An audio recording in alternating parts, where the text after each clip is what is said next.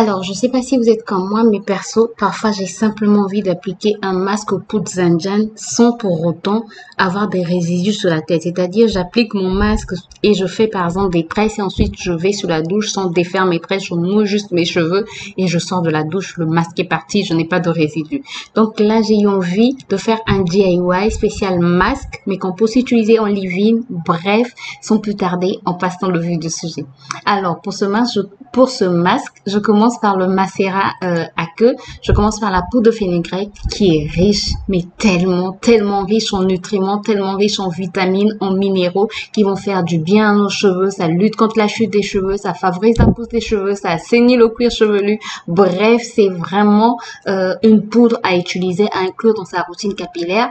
Ça va aussi hydrater le cheveu et j'ajoute à cette poudre la poudre de Bringarage qui va redonner du volume et ça redonne du volume, ça favorise la pousse, ça assainit aussi le cuir chevelu, ça lutte contre les pellicules, même si je souffre pas de pellicules, mais j'aime toujours assainir mon cuir chevelu puisque qui dit cuir chevelu sain dit des cheveux qui vont pousser en bonne santé. Ensuite, je rajoute du poivre noir. J'aime trop le poivre noir en ce moment. Ça favorise la circulation sanguine, donc ça va activer, ça va favoriser la pousse des cheveux, la repousse des cheveux. Si vous souffrez d'alopécie, n'hésitez pas à inclure le poivre noir dans votre routine capillaire. Ça favorise le flux sanguin. Ça va vraiment faire du bien à vos cheveux.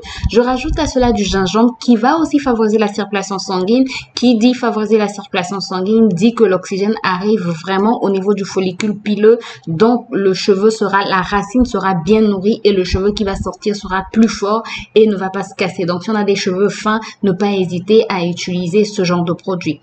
J'ajoute presque 1,5 litre d'eau chaude et je vais laisser poser. Je vais laisser macérer pendant 2 heures.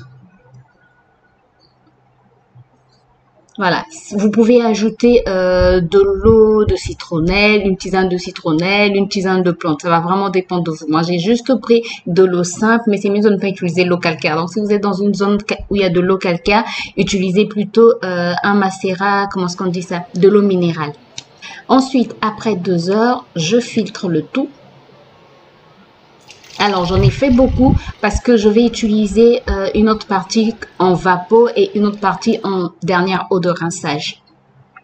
Et là, on peut commencer avec notre masque. Je vais vous mettre toutes les quantités en barre d'infos. J'espère que je me rappelais. Souvent, quand je le dis, c'est en commentaire qu'on me le rappelle. Bref, j'espère que je me rappelais. Donc, normalement, là, c'est 366 millilitres d'eau. Ensuite, j'ai rajouté, comment ça s'appelle? Du BTMS, l'émulsifiant. Et là, je rajoute une huile fait maison, mais vous pouvez rajouter n'importe quelle huile. Vous pouvez rajouter du beurre. Vous allez voir comment je vais rajouter du beurre de mangue. Vous pouvez rajouter de l'huile d'olive, de l'huile de coco, du beurre de karité. Bref, l'huile que vous avez chez vous, l'huile que vos cheveux aiment bien. C'est mieux d'utiliser une huile pénétrante, comme ça va vraiment nourrir le cheveu en profondeur. Donc là, je rajoute mon beurre de mangue et ça va au bain-marie jusqu'à ce que tout puisse fondre. Alors, voilà, là c'est au bain-marie. J'attends que tout puisse bien fondre et je prends mon mixeur plongeant et voilà, mon masque est presque prêt. Déjà, j'aime bien la texture, une texture assez épaisse qu'on applique, qui va bien s'appliquer sur les cheveux. Bref, très satisfaite en tout cas de ce masque, de la texture. C'est vraiment cette texture que je voulais et une texture sans grain. Alors, à ce niveau-là, on peut juste ajouter du Cosgar pour pouvoir conserver son masque et voilà, c'est fini. Mais moi, j'ai voulu rajouter des huiles essentielles. Sinon, on peut aussi rajouter des actifs cosmétiques comme par exemple des protéines de riz, des protéines de soja. Moi, j'ai juste rajouté 2 huiles essentielles. J'ai rajouté l'huile essentielle de romarin et l'huile essentielle de cyprès.